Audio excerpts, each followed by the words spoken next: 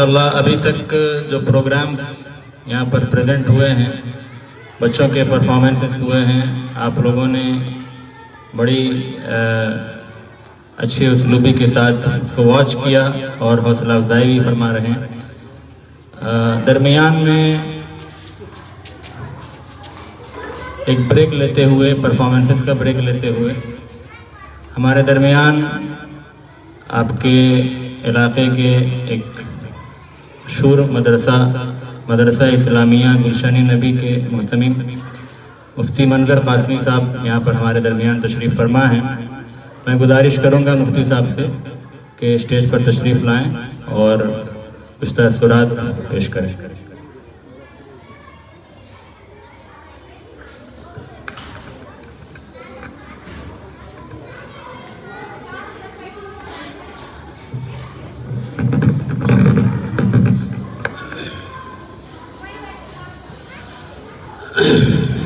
السلام علیکم ورحمۃ اللہ وبرکاتہ۔ نحمده ونصلی علی رسولہ الکریم، اما بعد فاعوذ باللہ من الشیطان الرجیم، بسم اللہ الرحمن الرحیم۔ قال اللہ تبارک وتعالی فی کتابہ العزیز، اقرأ بسم ربک الذی خلق، خلق الانسان من علق، اقرأ وربک الاکرم الذی علم بالقلم۔ وقال النبي صلى الله عليه وسلم، طلب العلم فريضة على كل مسلم۔ صدق الله العظيم وصدق رسوله النبي الكريم۔ محترم بزرگوں اور دوستوں اور پنڈال کے اندر بیٹھے ہوئے معزز اور مکرم علماء کرام، مفتیان نظام، اور یہاں اس پنڈال کے اندر بیٹھی ہوئی ہماری بہنیں اور ہماری مائیں، ماشاءاللہ یہ اسکول کھلے ہوئے چند ہی دن ہوئے، اس چند لمحے اور چند سالوں کے اندر اتنی ترقی کر لینا، تعلیم اور تربیت اور اس کو اس اچھے انداز سے ہو جانا اس اسکول کے کامیاب ہونے کی علامت ہے۔ ویسے اتنے بڑے بڑے لوگوں کے سامنے مجھے مدعو کیا گیا، لیکن ہمیں تو ان لوگوں کے سامنے بولنا بیعت بھی ہے، لیکن الامر فوق الادب ایک ضابطہ ہے کہ جب امر اور آرڈر حکم آ جائے تو ان کو ماننا ہی ادب ہے، بیعت بھی نہیں ہے۔ تو ایک بچی نے بھی ابھی قرآن کریم کی تلاوت کی تھی تقریر کے اندر، اور میں نے بھی وہی پڑھا ہے۔ تعلیم کی مذہب اسلام کے اندر اتنی بڑی اہمیت ہے، اتنی بڑی اہمیت ہے کہ اللہ تبارک و تعالیٰ نے جو قرآن کریم جیسی مقدس کتاب رہتی دنیا تک کے انسانوں کے لیے ہدایت اور رہبری کے لیے نازل فرمایا ہے، اس کتاب کی جو سب سے پہلی وحی آئی ہے، سب سے پہلی جو آیت نازل ہوئی نبی کریم صلی اللہ علیہ وسلم کی ذات گرامی پر، اس کے اندر اس امت کو سب سے پہلے یہ کہا گیا اقرا، پڑھیے، کیا کیجئے؟ پڑھیے، ایجوکیشن لیجئے، تعلیم لیجئے، علم حاصل کیجئے، شکشا لیجئے۔ تو اس سے یہ پتا چلا کہ اللہ تبارک و تعالیٰ نے قرآن کریم جیسی مقدس کتاب جو رہتی دنیا تک کے آنے والے انسانوں کے لیے ہدایت اور رہبری کے لیے نازل فرمایا، اس کے اندر جس چیز کا سب سے پہلے حکم دیا ہے، جس چیز کا سب سے پہلے آدیش کیا، حکم دیا، وہ تعلیم ہے، وہ شکشا ہے، وہ ایجوکیشن ہے۔ تو پتا چلا اس آیت کریمہ کے ذریعے سے کہ تعلیم کی مذہب اسلام میں بہت زیادہ اہمیت ہے، اور یہ اس لیے بھی ہے کہ جب انسان کے پاس تعلیم ہوگا، علم ہوگا، تبھی وہ جا کر کے اللہ کو بھی پہچان سکتا ہے اور انسان کو بھی پہچان سکتا ہے۔ جب علم آدمی کے پاس ہوگا تبھی وہ علم کے بعد اللہ کے حقوق کو بھی ادا کر سکتا ہے اور انسانوں کے جو حقوق ہیں اس کو بھی ادا کر سکتا ہے۔ اسی طرح نبی کریم صلی اللہ علیہ وسلم نے فرمایا، طلب العلم فریضۃ علی کل مسلم، کہ علم دین کا حاصل کرنا ہر مسلمان مرد عورت پر فرض ہے۔ اس اسکول کی خوبی یہ ہے، اس اسکول کا اندر کمال یہ ہے کہ دونوں ہاتھ میں لڈو ہے، یا یہ کہہ لیجیے سونے پہ سہاگا ہے، نور لا نور ہے، یعنی اس کے اندر دینی تعلیم کے ساتھ ساتھ دنیاوی، یا کہہ لیجیے کہ دنیاوی تعلیم کے ساتھ ساتھ دینی تعلیم بھی دی جاتی ہے۔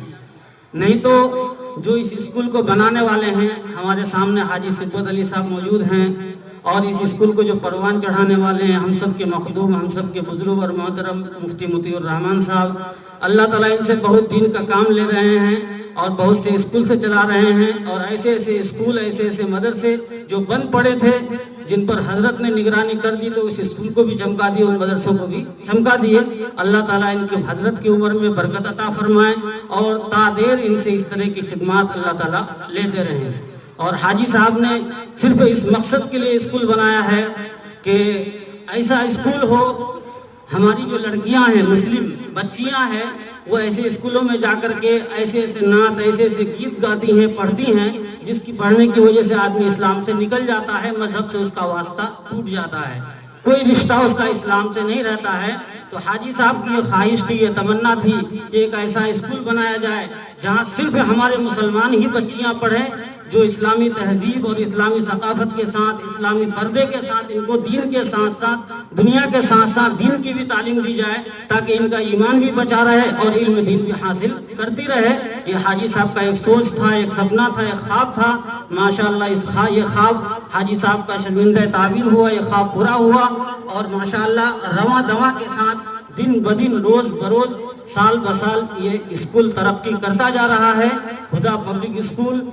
اور جتنی بچیاں یہاں پڑھتی ہیں، ہر سال بچیاں گاؤں کی بڑھ رہی ہیں، اور اس طریقے سے تعلیم میں وہ ترقی کر رہی ہیں کہ ان کو میں سنا بھی، ابھی بھی سنا، اور گھروں کے اندر بھی جاتے ہیں تو بچیاں سناتی ہیں، احادیث سناتی ہیں اور دعائیں سناتی ہیں، جس سے دل خوش ہوتا ہے۔ باقی آپ حضرات سے، خاص طور سے نئے گاؤں والوں سے ہماری درخواست ہے کہ ہر آدمی یہ چاہے کہ ہماری بچی اس خدا پبلک اسکول سے فائدہ اٹھائے، لابھ لے،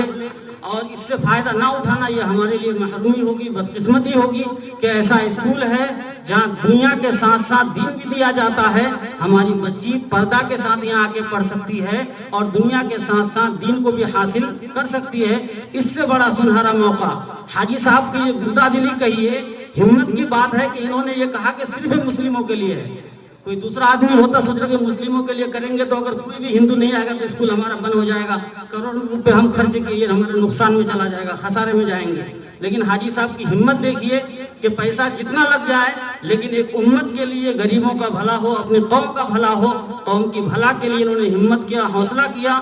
آپ لوگوں کے لیے، صرف مسلمانوں کے لیے اولی اسکول ہے، اس لیے ہم درخواست کریں گے نئے گاؤں والے سے، محمد پور والے سے کہ اپنے اپنے بچیوں کو، اپنے اپنے بچوں کو خدا پبلک اسکول کے اندر ڈالیں، اور یہاں جو ہے دین کے ساتھ ساتھ دنیا، اور دنیا کے ساتھ ساتھ دین، دونوں تعلیم دی جاتی ہے۔ اللہ تبارک و تعالیٰ کہنے سننے سے زیادہ عمل کرنے کی توفیق عطا فرمائیں، اور حاجی صاحب کے جو خواب ہیں ان خواب کو اللہ تعالیٰ پورا فرمائیں، اور مفتی صاحب کی نگرانی میں جو یہ اسکول چل رہا ہے،